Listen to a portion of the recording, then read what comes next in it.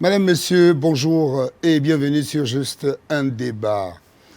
Le Gabon est un pays dont les femmes ont toujours joué un rôle extrêmement important. D'ailleurs, nos pères fondateurs y ont eu l'inspiration. Le sceau de la République est celui de la maternité allaitante. Elle, c'est une dame, notre invitée du jour, inspecteur principal de la Poste, mais femme politique non moins remarquable, ancienne membre du gouvernement et surtout, ancienne et première gouverneure femme de la province de l'Estuaire. Elle, c'est Madame Pauline Ningon. Madame Pauline Ningon, bonjour. Bonjour. Merci d'avoir accepté notre invitation. Madame Pauline Ningon, vous avez, je l'ai évoqué à l'instant, occupé de hautes fonctions dans le cadre de votre profession d'abord, parce que vous êtes inspecteur principal des postes. Vous avez également participé dans des organismes internationaux en tant qu'experte ou affectée par l'État gabonais dans ces entités-là. Et puis, je crois que c'est le président Omar Bongo qui vous remarque et qui vous appelle au gouvernement, où vous avez siégé pendant 9 mois. Avant que de vous nommer gouverneur de la province de l'Estuaire, la plus importante province du Gabon en termes de démographie, qui abrite la capitale et la première femme. Comment ressentez-vous cette expérience? Comment, avec le recul, vous vous dites j'ai fait du chemin, Madame Pauline Ningon? Effectivement, j'ai été nommée gouverneur de la province de l'Estuaire en 1991, au lendemain de la conférence nationale qui a vu l'instauration du multipartisme. Donc j'étais gouverneur sous le multipartisme, mais nommé par, effectivement, Omar Bongo. Vos fonctions, pour une femme, comment ça a été perçu? Vous savez, nous les hommes, à l'époque, j'entends. Oui, et puis à l'époque, vous savez, je ne voulais pas de ce poste-là parce que je me disais toujours que ça, c'est un poste à problème. Il faut aller dans les villages, il faut, je ne sais pas. Ben, ils ont insisté, bon, il va être gouverneur. J'ai dit d'accord. Bon, j'ai été gouverneur et ça a été la première tournée de prise de contact avec les populations. Il y a même un monsieur qui m'a traité de sorcière. Enfin, comme ça, il vient, il me dit « Ah, voilà une femme sorcière, comment une femme peut être gouverneur ?» Moi, j'écoutais, ça me faisait rire. Enfin, bref, donc on a fait le tour de la province. J'ai pris contact avec les populations de la province de l'Estuaire. Et arrive maintenant au moment des élections. Nous allons y arriver justement dans quelques instants. Mais on va d'abord rester sur la symbolique que ça représentait et dans quel contexte politique qu'une femme soit la première responsable de la province de l'Estuaire dans laquelle se trouve la capitale. Oui, ce que je voudrais dire aux Gabonais aujourd'hui, parce que quand le PDG se vantait d'avoir nommé une femme gouverneur, première femme gouverneur, on parlait beaucoup de moi. Exactement. Donc, maintenant, quand je vais voir le président de la République pour le remercier et pour lui dire que je suis en train de me préparer pour aller prendre contact avec les populations, parce que les populations voulaient me voir. Exactement, oui. Donc, je suis sortie, aucun Gabonais ne peut le croire. Je suis sortie du bureau du président Bongo sans un rond pour faire ma tournée, pour effectuer ma tournée de prise de contact avec les populations. Il m'a fait seulement la promesse de m'envoyer à Londres pour ma garde-robe. Bon, peut-être qu'il voulait que je m'habille comme la reine Elisabeth, je n'en sais rien. Toujours est-il que je suis partie de là et je suis allée solliciter un prêt à la banque de crédit rural. Il y avait mon collègue, malheureusement il est mort, Diouf Jacques. Ah, Diouf Jacques. Voilà, Diouf Jacques qui était là-bas. Je sollicitais un prêt de 300 000. La BNCR. Pour faire la BNCR. Et Jacques 300 000 francs CFA. 300 000 francs CFA. Je n'avais pas assez pour rembourser. Je ne pouvais pas demander plus. Il fallait demander ce que je pouvais rembourser. Et l'État ne m'a rien donné pour faire ma prise de contact. Oui. Donc je suis allée. Le préfet Ndembe, Michel, qui était préfet de Ntoum à l'époque, il connaissait ma situation lorsque nous avons effectué cette tournée. Il m'a accompagnée. Et parfois, quand on arrivait dans un village, et puis les gens, les préparations se réjouissent, les danses folkloriques, tout ça. Après, ils se tournaient vers moi. Madame le gouverneur, vous avez prévu combien ici? Attendez, je vous ajoute ça. Il m'aidait beaucoup. D'accord. Oui. parce qu'ils connaissaient ma situation. Personne ne pouvait imaginer que première femme gouverneur, je fais la tournée de prise de contact dans la province. Je n'ai pas un rond de l'État gabonais. Et pourtant, à l'époque, on avait comme Premier ministre M. Casimir Oyemba, qui est originaire de Casimir Oyemba même m'avait dit quelque chose, Casimir Oyemba. Paix à son âme. Pauline, dans ce pays, il n'y a pas de droit, il n'y a que des faveurs. Oyemba m'avait dit ça, tant Premier ministre, parce que je n'ai pas eu de sécurité aussi chez moi. Je n'avais qu'un gardien ouest-africain qui n'avait pour arme une machette. La sécurité pénitentiaire qui a l'habitude de garder les gouverneurs de province, il n'y en avait pas. On arrive effectivement à ce moment fatidique de l'élection présidentielle du 5 décembre 1993, la première élection post-retour du multipartisme. Voilà. La première élection d'ailleurs pluraliste qui a vu de nombreux candidats se présenter pour défier le président sortant Omar Bongo. Vous, en tant que gouverneur, vous aviez la charge de la commission provinciale qui devait centraliser les résultats et les transmettre à votre ministère de tutelle, le ministère de l'Intérieur. Vous avez le plus grand nombre d'électeurs, donc la province de l'Estuaire. Voilà.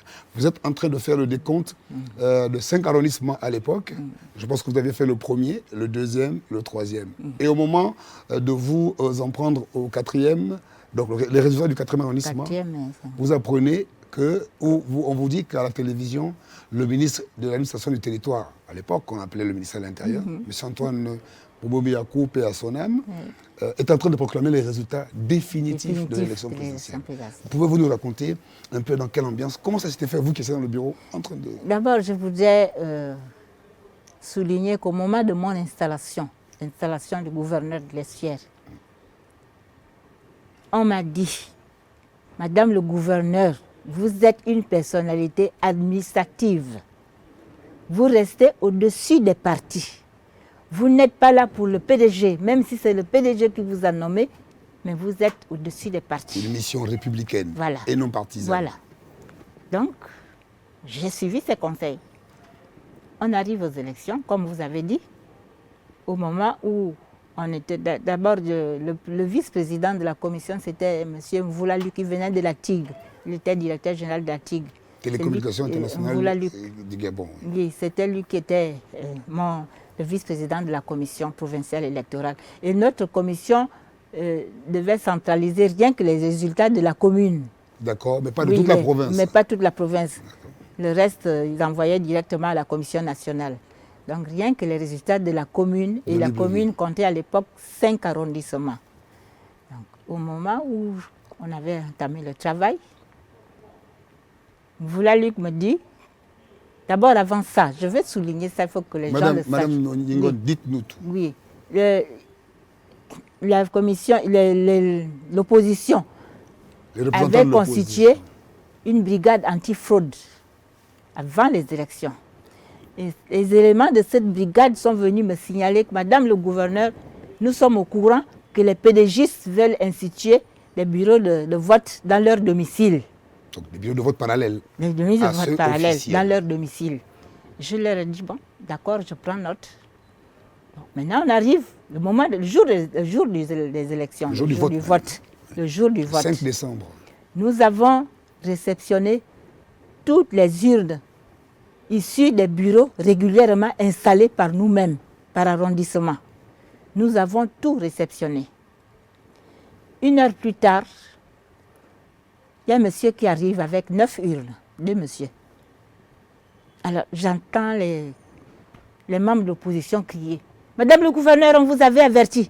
Voilà, les urnes, les bureaux de vote des domiciles des PDGistes. Voilà les urnes issues des bureaux de vote installés par les PDGistes dans leur domicile. Parce que donc, on ne peut pas les réceptionner. À l'époque, il n'y avait pas de cellulaire. On avait un réseau de Motorola. Donc, ils ont appelé les leurs, ils ont appelé les responsables de l'opposition. Et tout de suite, M. Maganga Moussavou, il est encore en vie. Pierre Claver, oui. Président du PSD, Parti social-démocrate. Voilà. Maganga Moussavou, avec le feu général Eyeg. Ils sont venus, ils ont débarqué dans mon bureau. En tout cas, mon bureau, c'était la plus grande salle. Donc, c'est là où était la salle de la... C'était mon bureau qui était la salle de réunion de la commission provinciale électorale. Donc, on vient, ils sont venus, ils se sont assis devant moi. J'étais fatiguée. D'abord, il faut souligner que nous n'avons pas eu notre repas.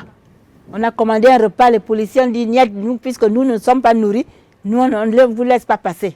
Oui, la commission provinciale, on n'a pas eu notre repas toute la journée. J'étais fatiguée, affamée. Maganga Moussavou et monsieur le général Yeri sont venus. Maganga Moussavou m'a dit, Madame le gouverneur, si vous essayez de prendre en compte les bulletins de vote qui suivent les domiciles des pédégistes, on met le gouvernorat à feu. Et à l'époque même, on disait que la sécurité, les agents de sécurité étaient contre le pouvoir. Parce que j'ai été interpellée dans le hall comme ça par un gendarme. La femme là, dans les résultats, on sait que Bongo n'a pas gagné. Je dis, comment ça? Oui, un gendarme qui me dit ça. L'autorité du gouvernement que vous êtes. La femme là, dans les résultats, on sait que Bongo n'a pas gagné. Je dis, quelle est cette histoire-là? Maintenant, bref, monsieur Mvoula Luc, vice-président, il me dit, Madame le gouverneur, effectivement, ces résultats-là, ces urnes-là, nous ne les connaissons pas. Ça ne vient pas des bureaux que nous avons installés. Donc, qu'est-ce qu'on fait? On brûle. Alors je me suis dit, ça c'est quand même une grave décision. Peut-être qu'il veut faire disparaître les preuves de la fraude des pédégistes. Je n'en sais rien. Toujours est-il qu'on a trouvé un vieux pot de peinture vide. On a mis toutes les urnes, on a ouvert toutes les urnes, on a versé tous les bulletins dans cette boîte à peinture. Et on est allé même dans le bureau du secrétaire général. Et c'est même un agent de sécurité qui a pris les allumettes. Oui, pour brûler. On a tout brûlé, effectivement. On dit, on ne veut pas avoir de problème, il faut brûler. Les membres de l'opposition étaient là. Et tout de suite, il y avait un agent, un attaché de presse qui s'appelait, il est mort, Roger Blampin. Oui. Il m'appelle, il me téléphone, c'est tellement on le leur a rapporté. Madame le gouverneur, vous avez oublié, vous avez fait brûler les bulletins qui sont les bureaux de vote favorables à Omar Bongo. Je dis, mais les bulletins favorables à Omar Bongo, je dis, comment il sait que ces bulletins étaient favorables à Omar Bongo? Vous méritez la guillotine. Je dis d'accord. J'étais tellement fait. Donc, j'ai dit d'accord. On a continué le dépouillement. On a été interrompu même plusieurs fois. On va vous déloger, vous allez à la Cité de la démocratie. Ça nous a beaucoup retardé. En même temps, le ministre de l'Intérieur faisait comprendre aux gens que si les résultats ne sont pas proclamés, c'est que la province, le gouverneur de l'Essière est en retard. Ils n'ont pas terminé leur travail. En même temps, ils faisaient tout pour retarder notre travail. On a passé même une journée sans travailler parce qu'on nous a demandé de partir, maintenant nous installer à la Cité de la démocratie. Donc, finalement, on est resté au gouvernorat là. Et quand on est dépouillé, comment ça se passait? Le décompte des voix était présidé par Mvoula Luc. C'est lui qui travaillait avec l'opposition. Il s'était entendu pour les besoins de la transparence. Ils ont dit, comme le bureau, les urnes sont stockées dans mon bureau, le gouverneur est supposé être du camp de Bongo. Donc finalement, les opposants gardent les clés des urnes. Ils se sont entendus. D'accord. Quand j'arrive le matin, j'ouvre le bureau, les membres de l'opposition aussi arrivent, on ouvre urne par urne pour dépouiller. Et le décompte des voix était supervisé par M. Mvoula Luc. Moi, je n'attendais que le procès verbal pour signer. Il y avait un rapporteur qui était même du côté de la majorité, le rapporteur. Et c'est lui qui rédigeait en fonction des résultats obtenus par chacun. Donc, il rédigeait le procès verbal, il m'amenait et je signais, j'apposais ma signature et le cachet du gouverneur. Et on transmettait à la Commission nationale, au ministère de l'Intérieur. C'est ce qu'on a fait pour le premier arrondissement, pour le deuxième et pour le troisième. Au moment où, d'abord avant ça, le ministre fait appel à Mvoula Luc. Il demande à Mvoula Luc d'aller au ministère. Le ministre ne collaborait même plus avec moi. Il allait dire à Bongo que je suis maintenant avec le Père Mba. Le Père Mba, c'est que je n'ai jamais rencontré pendant l'exercice de ma fonction de gouverneur. Jamais. Au contraire, ces personnalités politiques, pédégistes, qui étaient aux côtés de Bongo, ce sont ceux-là qui collaboraient même avec Baba Solo. Parce que Germaine Fatou, on était tous à l'OPT. Elle était ingénieure de télécom, une grande bicheronne. Elle est passée à mon bureau. Elle me dit, Pauline, le Père Mba m'envoie parce que je suis en train de collecter les fonds pour sa campagne. Je dis, mais Fatou, je dis Germaine, ici au gouvernorat, je n'ai même pas d'argent, je ne gère aucune caisse. Il n'y a pas l'argent espèce qui rentre dans mon bureau. Tout est payé au trésor. Et moi-même, mon salaire n'est même pas élevé parce que gouverneur de l'estuaire, profession de gouverneur, la fonction de gouverneur, c'est plutôt les avantages en nature. Tu vois, tu as le personnel domestique, le chauffeur, tout ça. Mais sur le plan numéraire, l'argent, non. Et hein, l'argent ne rentre pas chez moi. Tout est payé au trésor, les cartes grises, c'est payé au trésor. Moi, je ne manipule que la paperasse. Donc, je n'ai rien. Elle m'a montré une liste. J'ai vu, j'ai reconnu les ministres de Bongo qui ont cotisé. Soutenu la campagne. Pour la campagne du Père Mba. De Paul Mba Bessou. Voilà. Mais à l'époque, comme moi j'étais gouverneur et comme je voulais jouer à la neutralité, tout de suite, on a fait le ralliement. Je suis Bichoron, je suis maintenant avec le Père Mba. Vous m'avez dit de rester neutre, de rester au-dessus des partis. Est-ce qu'il y a un texte qui donne des privilèges au candidat, au président sortant? Puisqu'il est à partir du moment où il est candidat, il n'est plus président, il est candidat comme tous les autres, on répartit le temps de parole de la campagne, tout ça, de façon égale. Équitable, oui. De façon équitable. Donc je me suis dit, moi je faisais mon travail, je n'avais rien à me reprocher. Et quand le ministre appelle, d'abord ils ont fait, je ne sais pas quel liquide, quel produit, ils ont distillé dans la salle. Tout le monde s'est mis à éternuer. Et les larmes coulaient de nos yeux. Il faisait tard dans la nuit. On dit, mais qui a pu faire ça? Oh, c'est tout. Oh, madame le gouverneur. Et ceux même qui commencent à crier, les représentants du PDG. Oh, madame le gouverneur, vous voyez, nous ne sommes pas en sécurité ici. Moi, je m'en vais chez moi. Je dis, mais qu'est-ce qui se passe? On doit terminer le travail. Il ne nous reste que 2 arrondissements. On doit terminer le travail aujourd'hui. Qu'est-ce qui se passe? Moi, je m'en vais chez moi. Et on n'est pas en sécurité. Et pendant ce temps, le ministre appelle Mvula Luc au ministère. C'est là que je n'ai rien compris. Je suis allée dans les toilettes pour parler à Dieu. Je suis chrétienne. Je ne comprenais rien. Je n'avais rien à me reprocher. Je n'avais jamais rencontré le Père Mba durant l'exercice de ma fonction de gouverneur. D'abord, mon parti, c'était le PGP. Mais le candidat que je supportais au fond de moi-même, c'était Gilles Bourdès au Goulguendé. Et pourtant, le candidat du si je m'étais rendu dans un bureau de vote parce que je n'ai pas eu le temps d'aller voter, c'est pour Gilles Bourdès au Goulguendé. Je le dis franchement, même si c'est Bongo qui m'avait nommé. Oui. C'était Gilles Bourdès parce que c'est un monsieur que j'ai beaucoup admiré. Et le candidat du PGP, c'était feu, maître lui Agonjo Okawe? Oui, mais j'avais de bonnes relations avec maître Agonjo, oui. Mais l'homme au Goulguendé, que vous admiriez, c'était Gilles Aristide, feu Gilles Aristide.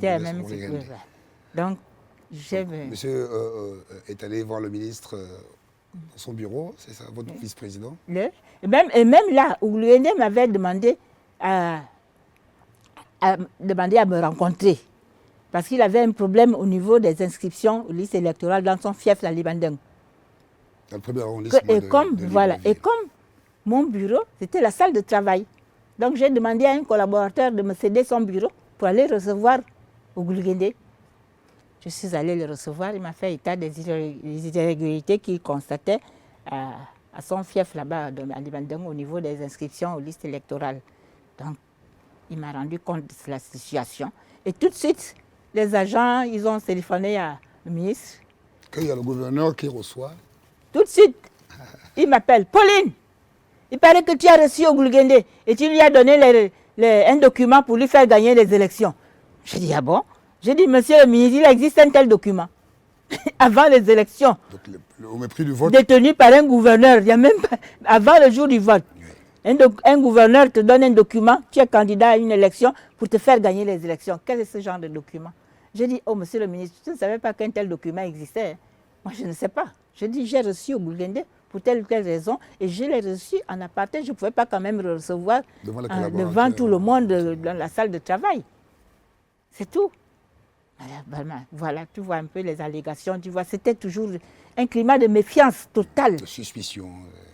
J'ai même demandé au ministre, j'ai écrit, oh, s'il peut arriver à un pédégiste, d'accorder une liberté provisoire, ne serait-ce que de 30 minutes à la vérité. Malheureusement, ils ont tenu la vérité en captive. Ils ont bien enfermé la vérité, les pédégistes. Ils n'aiment pas la vérité. Ils pouvaient reconnaître que je lui avais écrit, je dis avant les élections, j'ai dit, monsieur le ministre, avec ce climat de méfiance, nous ne pouvons pas aller aux élections. Donc relevez-moi de mes fonctions. Parce que je ne peux pas cautionner. Parce que je ne peux pas continuer à travailler dans ce climat de méfiance. Vous ne me faites pas confiance. Je fais comment? Donc relevez-moi, prenez une autre personne, choisissez, nommez une autre personne à ma place avant les élections. Bref. Donc, j'étais soupçonnée de tout, comme je suis fan. Alors, à l'époque, beaucoup de fans ont souffert. Si tu ne fais pas le zèle dans le PDG et que tu es fan, automatiquement tu es avec le PERMA.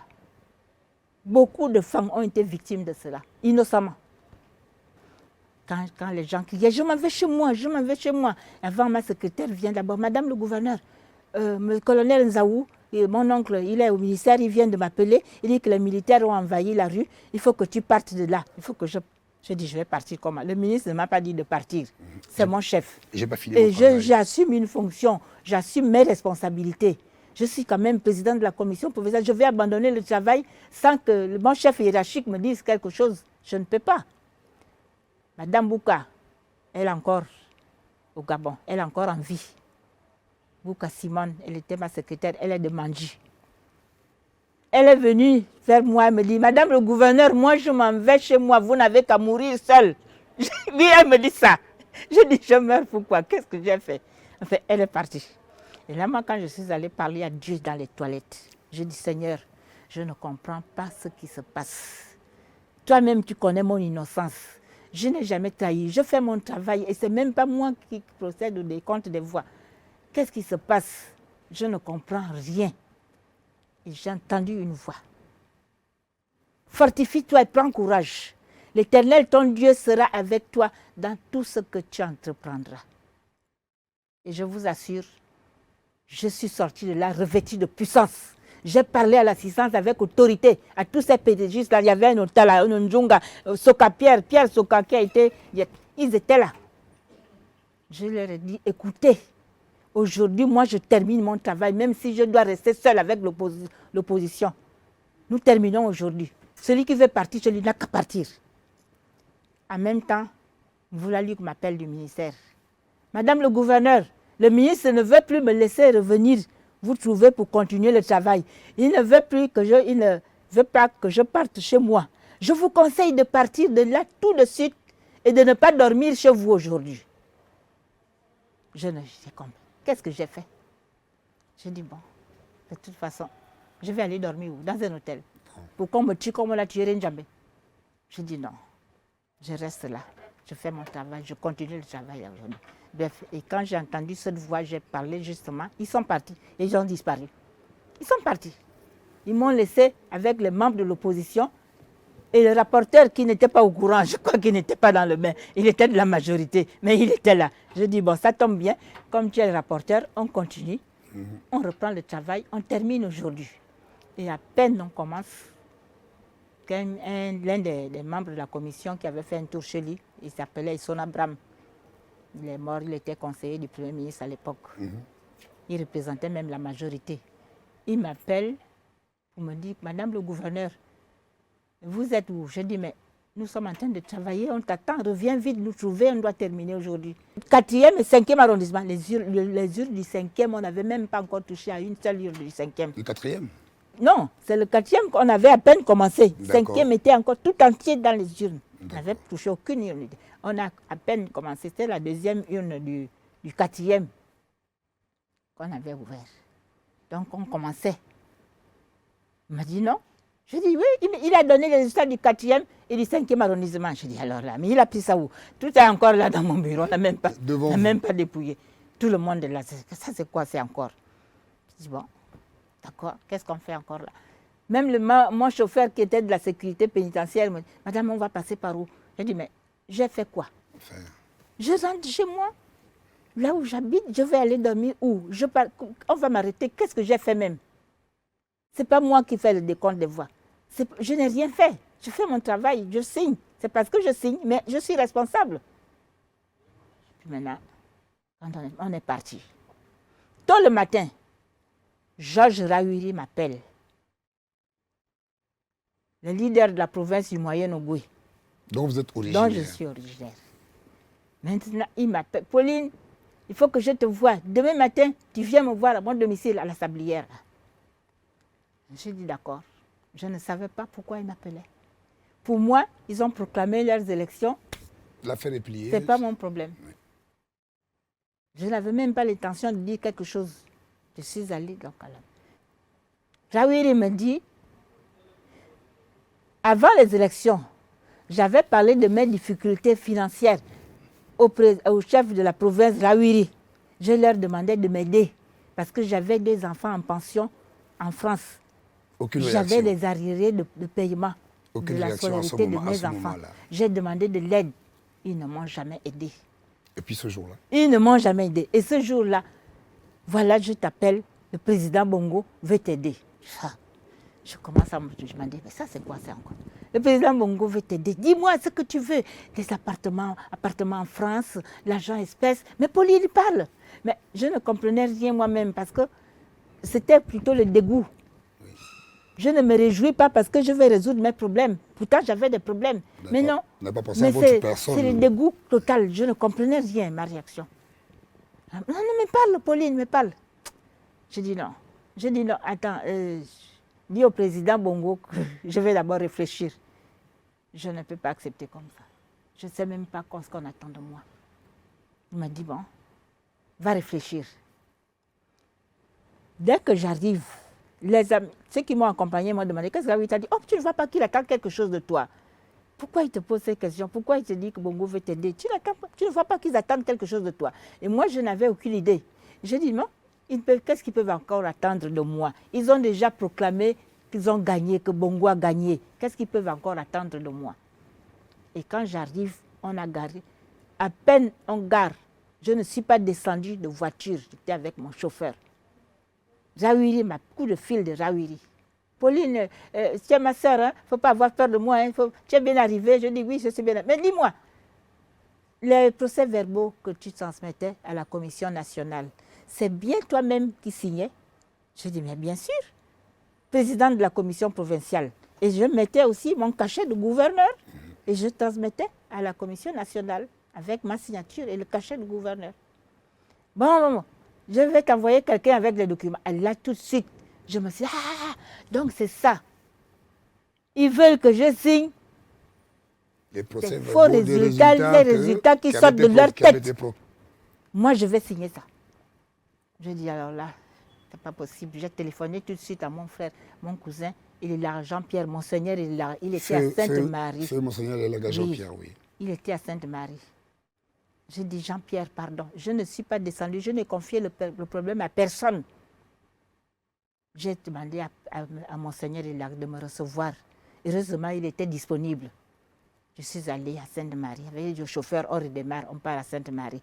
On est arrivé à Sainte-Marie. Il m'a reçu, je lui ai tout dit. Et puis ensuite, j'étais menacée et par l'opposition et par le PDG et par la majorité. Tout le monde me menaçait. Oui. Parce que l'opposition voyait que je voulais jouer le jeu du PDG. Le PDG aussi, avec ma neutralité, de par la neutralité, tout ça, je faisais le jeu de l'opposition. Donc j'étais menacée des deux côtés. Alors je me suis dit, voilà Jean-Pierre, voilà ce qui se passe. J'ai tout raconté à Monseigneur. Monseigneur me dit, mais écris tout ce que tu viens de me dire, et tu mets sous le coude. Je dis non, il n'est plus question de mettre sous le coude. J'écris et je rends public. Et je publie. Comme ça, le peuple saura pourquoi on m'a tué. Parce que là où je suis menacée, ils peuvent me tuer du jour au lendemain, mais il faut qu'au moins le Gabonais sauront pourquoi on a tué le gouverneur. Donc, je suis venue. J'ai commencé à vouloir écrire. J'ai dit, il ne faut pas que ça soit trop long. Il faut que ça soit net, clair et précis. J'ai encore prié. J'ai prié. Le matin, j'ai écrit ma déclaration. J'ai envoyé. J'ai fait déposer à l'agence France Presse. J'ai fait déposer à Fréquence Libre, les Radio Unité, tout ça, Radio Liberté, tous les organes de presse. De l'époque. J'ai déposé.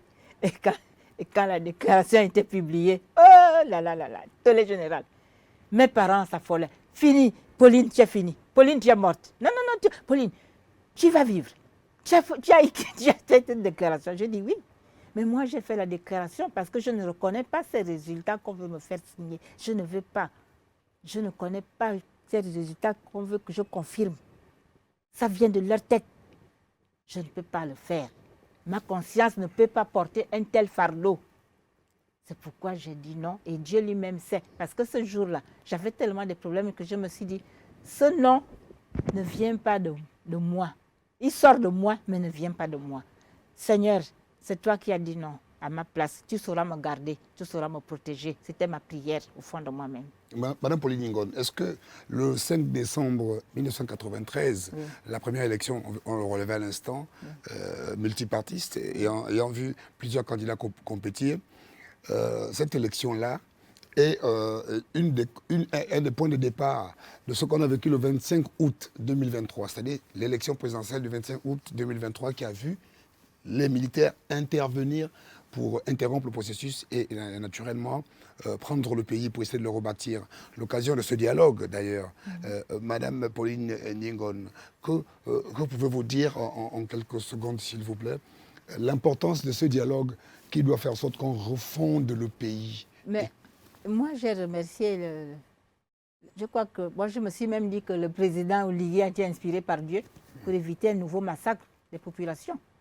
Parce que ce jour-là, non. Moi, je n'avais même pas suivi la déclaration des militaires. Non, oui, la déclaration, le 30 la publication août, des la nuit résultats. du 29 au 30 août. J'ai jamais entendu, il y a coup d'État. C'est après qu'on m'a dit le score qu'on a donné à Ali Bongo. Je dis, c'est pas vrai. Même moi, j'allais sortir dans la rue. Comme en 2016, j'étais dans la rue. On m'a même dit, maman, la rue, c'est pour les jeunes. Maman, il faut rester à la maison. J'ai dit non, ce n'est plus question. On en a marre de ce système-là.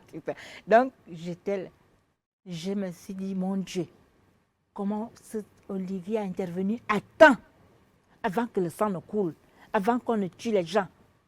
Seigneur, c'est Dieu lui-même qui l'a envoyé. Parce que là, il a vraiment intervenu à temps, avant que les gens ne se réveillent. Il a déjà intervenu. Mais si les gens étaient... Non, un tel résultat, personne ne pouvait rester à la maison. Parce qu'on en avait marre d'Ali Bongo. Regarde comment le pays est devenu. On ne connaît plus le Gabon aujourd'hui. Le Gabon des étrangers.